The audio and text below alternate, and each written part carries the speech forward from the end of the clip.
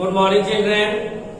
तो आइए आज जो है हम लोगों को वॉइस चैप्टर जो हिंदी में नहीं इसका होता है वाच्य, इसका हम लोगों ने डेफिनेशन के बारे में पढ़ा। उससे हम लोग को पता चला कि वॉइस कहते किसको है। आज हम लोग जानेंगे कि वॉइस के जो फॉर्म होते हैं, जो रूप होते हैं, इसे काइंड्स भी कहा जाता है।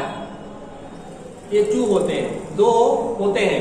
एक और हमने लिखाया था, 3 फॉर्म लिखवाया था, लेकिन मुख्यतः 2 के बारे में ही हम लोग जानते हैं, क्योंकि चेंज जो किया जाता है एक्टिव टू पैसिव। ठीक है, तो आज हम लोग इसी का डिफिनेशन के बारे में जानेंगे कि what is active voice, active voice क्या है एंड पैसिव वॉइस क्या है। ठीक है, दोनों के बारे में आज हम लोग एग्जाम्पल के साथ उसको क्लियरफाई करेंगे। तो चलिए स्टार्ट करते हैं। फर्स्ट होता है एक्टिव वॉइस।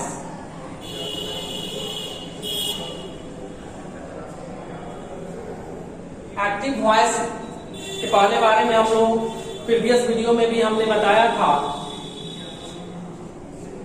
कि जब सब्जेक्ट पे ही कोई कार्य हो रहा होता हो, ठीक है, तो उसे जो है एक्टिव माना जाता है। उसी को डिफिनेशन के रूप में लिख लेंगे कि वर्ब के जिस फॉर्म से, जिस रूप से पता चलता है कि किसी काम का जो सब्जेक्ट है, वाक्य का जो सब्जेक्ट है, वह कोई काम करता है, तो वैसे वर्ब को जो है एक्टिव वॉइस समझा जाता है। इसी को हम लोग डिफिनेशन पे लिख लेते हैं कि वर्ब के जिस फॉर्म में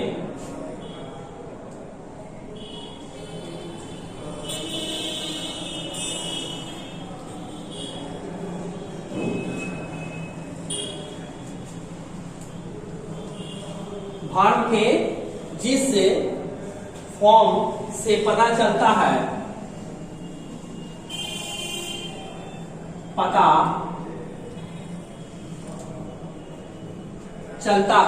वर्ब के जिस फॉर्म से पता चलता है कि किसी काम, ठीक है ना, किसी वाक्य का सब्जेक्ट कि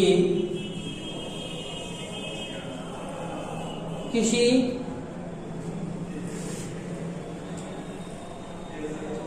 वाक्य का सब्जेक्ट, किसी वाक्य का सब्जेक्ट कोई काम करता है, किसी वाक्य का सब्जेक्ट कोई काम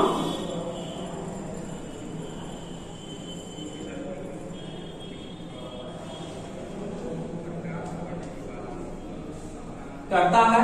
ठीक है, अर्थात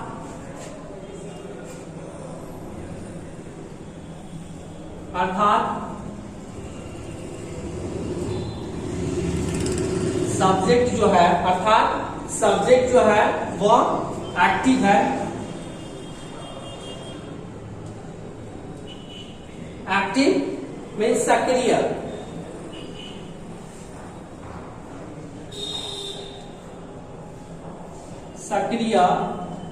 है। ठीक है, तो हमने क्या लिखा कि वर्ब के जिस फॉर्म से पता चलता है कि किसी वाक्य का सब्जेक्ट कोई काम करता है, अर्थात सब्जेक्ट एक्टिव है, सब्जेक्ट सक्रिय है। ठीक है ना, सक्रिय है, तो वर्ब के उस फॉर्म को आगे लिखेंगे कि तो वर्ब के उस फॉर्म को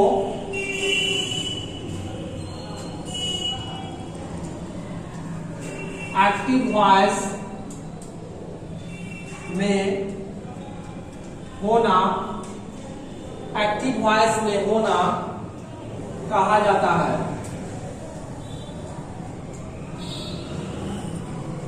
क्लियर हो रहा है? एक बार और समझे इसको कि वर्ब के जिस फॉर्म से पता चलता है कि किसी वाक्य का सब्जेक्ट कोई काम करता है, कोई काम करता है, अर्थात सब्जेक्ट जो है एक्टिव है, तो वर्ब के उस फॉर्म को एक्टिव वॉइस में होना समझा जाता है। ठीक है, एक एग्जांपल ले लेते हैं।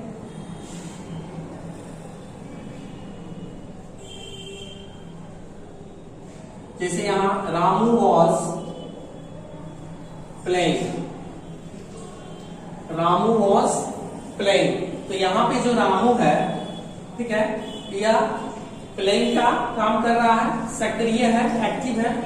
यह सब्जेक्ट जो है यह क्या है, एक्टिव है, क्योंकि यह खुद जो है प्लेइंग का वर्क कर रहा है। तो यहाँ जो ये फॉर्म दिख रहा है, ये जो रूप दिख रहा है was playing, it is called active voice. इसको हम लोग एक्टिव वॉइस कहेंगे, क्योंकि इसका काम, ये खेलने का काम ये फॉर्म सब्जेक्ट कर रहा है। ओके, तो यहां हम लोग इसे क्या कहेंगे, एक्टिव वॉइस।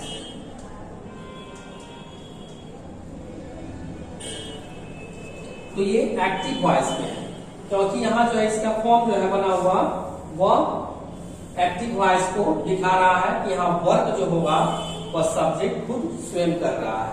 क्लियर हो रहा है? यदि सब्जेक्ट स्वयं काम ना करे तो फॉर्म जो है पैसिव में चला जाता है। उसी को डिफिनेशन के रूप में लिख लेते हैं। सेकेंड नंबर में लिख लेते हैं पैसिव वॉइस।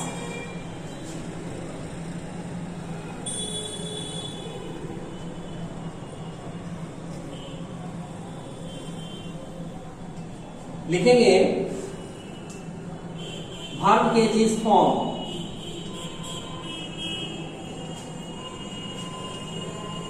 से, वर्ब के जिस फॉर्म से पता चलता है कि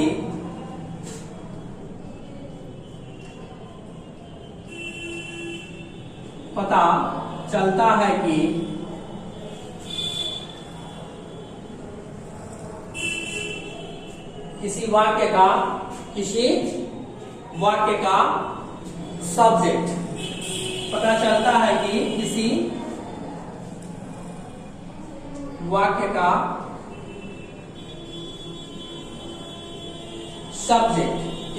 का सब्जेक्ट, जहां से यहां पे पैसिव, इसको कहते हैं निष्क्रिय है। ठीक है, क्या कह रहा है कि वर्ब के जिस फॉर्म से पता चलता है कि किसी वाक्य का सब्जेक्ट, ठीक है, पैसिव है, अर्थात निष्क्रिय, पैसिव मींस निष्क्रिय है, अर्थात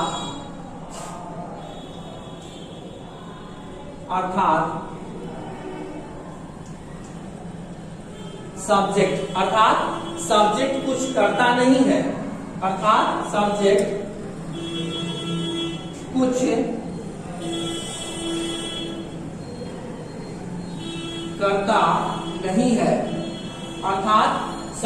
कुछ करता नहीं है, ठीक है ना, वो कोई काम नहीं करता है। करता नहीं मीन्स वो कोई काम नहीं करता है, बल्कि सब्जेक्ट पर ही, लिखेंगे आगे कि बल्कि सब्जेक्ट पर ही कोई काम, सब्जेक्ट पर ही कुछ किया जाता है। ठीक है ना, सब्जेक्ट पर ही कोई काम किया जाता है या कुछ किया जाता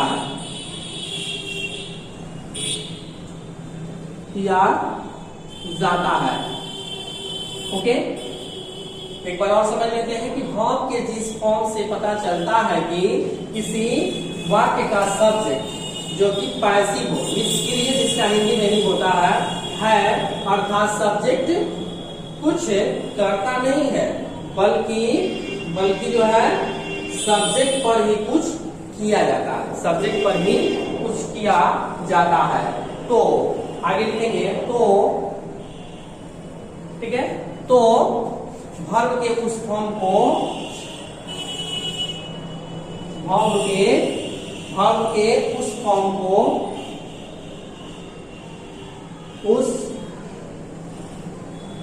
को पैसिव वॉइस में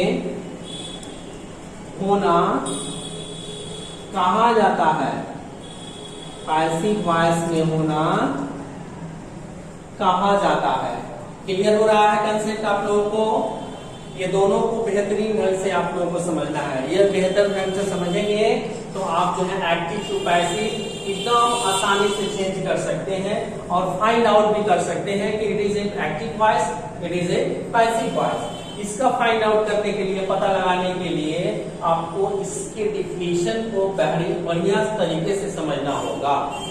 तो सिंपल है एकदम कि बस सब्जेक्ट का ध्यान रखना है। इसमें सब्जेक्ट जो होता है उस पे काम हो रहा है या वह खुद काम कर रहा है, बस किसकी प्रधानता है। मैंने वॉइस के डिफिनेशन में भी लिखाया है, जिन लोगों ने नहीं देखा होगा वो मेरे प्रीवियस चैनल में, प्रीवियस में जाकर वीडियो में देख सकते हैं। मेरे प्ले लिस्ट में मिल जाएगा, मेरे चैनल के प्ले लिस्ट जो है उसमें देखेंगे तो वहां मिल जाएगा आपको इसका प्रीवियस वीडियो। ठीक है, तो चलिए आपने यहाँ क्लियर किया। अब एग्जाम्पल इसका एक ले लेते हैं और उससे क्लियर करते हैं। ठीक है ना, जैसे एग्जाम्पल यहाँ हो गया कि the thief was arrested, the thief was arrested। एक वाक्य लिखते हैं, the thief was arrested। देखिए यहाँ जो सब्जेक्ट है, ठीक है, यह पैसिव है, निष्क्रिय है। ठीक है, अर्थात सब्जेक्ट जो है कुछ करता नहीं है। डिफिनेशन समझिए, बल्कि सब्जेक्ट पर ही कुछ किया जाता है। देखिए सब्जेक्ट पर ही कुछ क्या किया जा रहा है जी, कि चोर को पकड़ा गया। ठीक है ना, चोर को ही पकड़ा गया, चोर ने नहीं पकड़ा, चोर को ही पकड़ा गया। तो सब्जेक्ट पे ही कुछ किया जा रहा है। ठीक है, सब्जेक्ट नहीं कुछ कर रहा है, तो it is called a passive voice. ऐसे जब सेंटेंस हो कि सब्जेक्ट पर ही कुछ किया जाता है तो वर्ब के उस फॉर्म को पैसिव वॉइस में होना समझा जाता है या होना कहा जाता है। तो यहाँ क्लियर हो रहा है कि द thief was arrested, चोर को पकड़ा गया। ठीक है, तो ये क्या कहेंगे इसको, पैसिव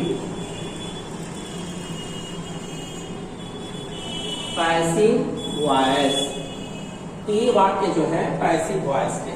अब देखिए प्लेस सेम है, ये सब्जेक्ट के प्लेस पे ये भी है, सब्जेक्ट के प्लेस पे यहाँ रामू भी है, लेकिन ये काम खुद कर रहा है, सब्जेक्ट के रूप में काम कर रहा है। इसमें इसकी प्रधानता है, ठीक है, सब्जेक्ट, लेकिन इसमें वर्क नहीं कर रहा है। ठीक है, तो ये प्लेस पर है सिर्फ, लेकिन इसी पे कुछ काम किया जा रहा है। तो ये आपके रहे डिफिनेशन एक्टिव एंड पैसिव का। ठीक है, इसे आप लोग बेहतर ढंग से समझ गए होंगे। चलिए इसमें अब एक नोट है जिसे हम लोग जो है अगले वीडियो में करेंगे। उसके बाद से धीरे धीरे इसके और रूल्स हैं। उसके बाद how to change according to tense, tense के अनुसार जो है इसमें कैसे चेंजिंग होगा, प्रेजेंट टेंस में कैसे चेंज होगा, पास्ट में होगा कैसे होगा, एक एक करके सारी हम चीजें बताएंगे आप लोगों को। आप निरंतर बने रहिए। ठीक है, तब तक के लिए गुड बाय, तब फिर मिलते हैं अगले वीडियो में।